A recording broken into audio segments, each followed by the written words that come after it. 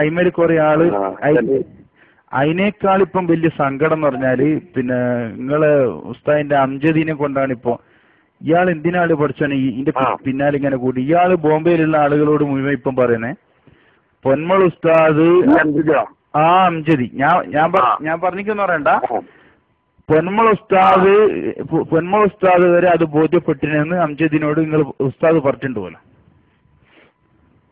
എനിക്ക് യാതൊരു ഇതില്ല. ഞാൻ വിളിച്ച് ചീത്തറിനേക്കാണ് അജിന്നലെ ഞാൻ ഒന്നുമില്ല ഉസ്താദ്, ഞാൻ അങ്ങനെയല്ല ഉസ്താദ്, ഞാൻ തന്നെ ഏറ്റെടുക്കാൻ വേണ്ടി ഞാൻ ചീത്തറിനേക്കാണ്. എന്നിട്ട് അതും കൂടി ഞാൻ പറഞ്ഞുതരാം. ഇപ്പൊ ഞാനും നസീർ അസീരിയും ജിഷാനും SK ചാരൻ എന്നാണ് ഇപ്പൊ ബോംബെയിൽ പ്രചരിപ്പിക്കുന്നത്.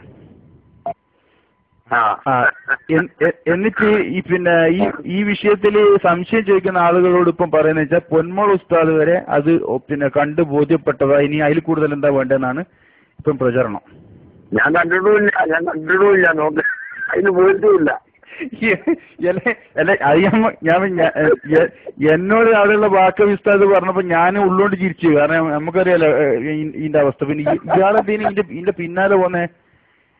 അതിൽ ഏറ്റവും വലിയ രസം എന്ന് പറഞ്ഞാൽ ഇത് ഉസ്താദ് ഒരു വല്ലാത്ത അവസ്ഥയിലേക്കാണ് ഇപ്പൊ കാര്യങ്ങൾ പോക്ക്. അതായത് ജാലിയൻവാല അമ്പലക്കടവിന് കൊടുത്ത ഒരു 7 മുടി ഉണ്ടല്ലോ,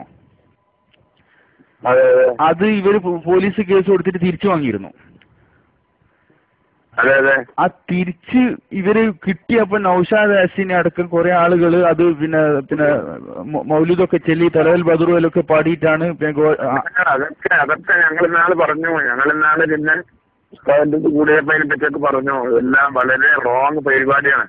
അല്ല, എന്നിട്ട് ഉസ്താദിന്റെ വിഷയം പറഞ്ഞാൽ ഞാൻ ഇന്ന് അറിഞ്ഞത് അത് ഇവർ ഇസ്ലാമിക് സെന്ററിൽ കോഴിക്കോട്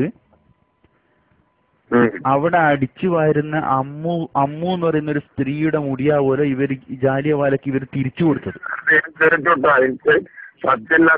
ഞാൻ കേട്ടത്. അപ്പൊ എന്നിട്ട് അല്ലെങ്കിൽ എന്തായാലും അഭിപ്രായം തിരിച്ചു കൊടുക്കുമ്പോ വിശ്വസ്തമായി അവര് കൊടുക്കുന്ന നമുക്ക് എന്ത് ചെയ്യാൻ കഴിയോ? അതെന്ന് അപ്പൊ തന്നെ അത് കുടിച്ചിട്ടുണ്ടെന്നും ഉമ്മക്ക് സക്രാത്തിൽ കിടക്കുന്ന സമയത്ത് കുടിക്കാൻ കൊടുക്കൂ എന്നും പറഞ്ഞിട്ടുണ്ടെങ്കിൽ അദ്ദേഹം കളവ് പറയില്ല, സത്യമാണ് പറയുന്നത് എന്ന് ഞങ്ങളുടെ ആളുകൾ, സുന്നത്ത് ജമാഅത്തിന്റെ ആളുകൾ വിശ്വസിക്കുന്നുണ്ട്. അത് തന്നെയാണ് നിങ്ങളെയും കേൾപ്പിച്ചിട്ടുള്ളത്.